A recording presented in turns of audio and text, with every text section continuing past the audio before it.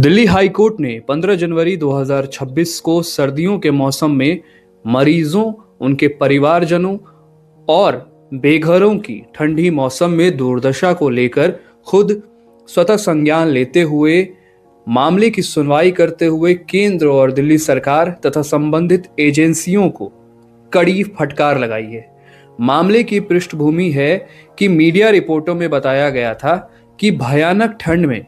AIIMS और अन्य अस्पतालों के बाहर मरीज और उनके परिजन खुले आकाश के नीचे सोने को मजबूर हैं,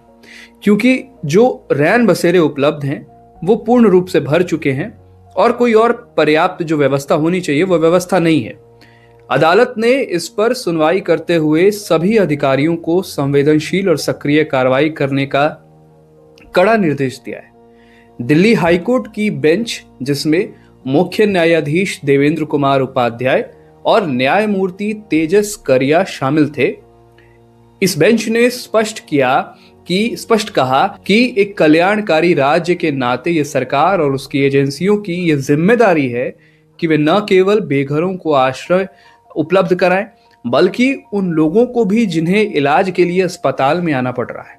कोर्ट ने कहा कि मरीजों या उनके परिजनों का अस्पताल के बाहर ठंड में रहना उनकी कोई मर्जी नहीं है, बल्कि मजबूरी से उन्हें इस स्थिति में रहना पड़ रहा है और इसे किसी भी स्थिति में अनदेखा नहीं किया जा सकता, उन्हें सड़क पर नहीं छोड़ा जा सकता। अदालत ने यह भी कहा कि अगर ऐसे लोगों को रहने का उचित प्रावधान नहीं दिया जाता है तो ये भारत के संविधान के भाग 3 में निहित मौलिक अधिकारों का स्पष्ट तौर पे उल्लंघन माना जाएगा।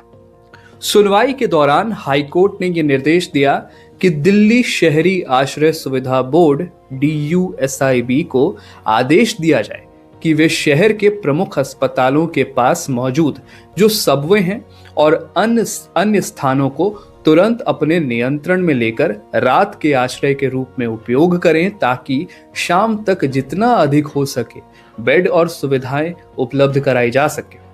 अदालत ने कहा कि यदि अस्पतालों के आसपास और कोई खुला स्थान मौजूद है तो वहां भी रहने तथा शरण देने की व्यवस्थाएं की जाएं, ताकि ठंडी हवाओं और मौसम की मार से लोगों को जितना हो सके बचाया जा सके। अदालत ने निर्देश दिया कि यदि कोई एजेंसी, नगर निगम, विकास प्राधिकरण या अन्य विभाग सहयोग नहीं करता है तो कोर्ट सख्त रूप अपना सकती है और उनके लिए कड़ी जवाबदेही भी तय कर सकती है। कोर्ट ने सुनवाई के दौरान यह भी कहा कि आज यानी गुरुवार को सुबह 10 बजे साकेत अदालत में प्रधान जिला न्यायाधीश की अध्यक्षता में एक बैठक बुलाई जाए, जिसमें NDMC, DMC, Delhi Metro, All India Institute of Medical Science, DUSIB, Safdarjung अस्पताल, RML और लेडी हाउसिंग अस्पताल, दिल्ली पुलिस और अन्य संबंधित जितने विभाग हैं उनके वरिष्ठ अधिकारी उपस्थित हों। ये बैठक ठंड की मौजूदा स्थिति से निपटने के लिए एक शॉर्ट टर्म योजना तैयार करने के उद्देश्य से आयोजित की जाएगी, जो तुरंत लागू की जा सके। अदालत ने कहा कि इस बैठक का लक्ष्य ये सुनिश्चित करना है कि आवश्यक कदम तत्काल उठाए जाएं और ठंडी सर्दी से प्रभावित लोगों को राहत दिलाई जा सके। अगली सुनवाई जो है हाईकोर्ट के द्वारा वो शुक्रवार को निर्धारित की गई है। दोस्तों देखिए,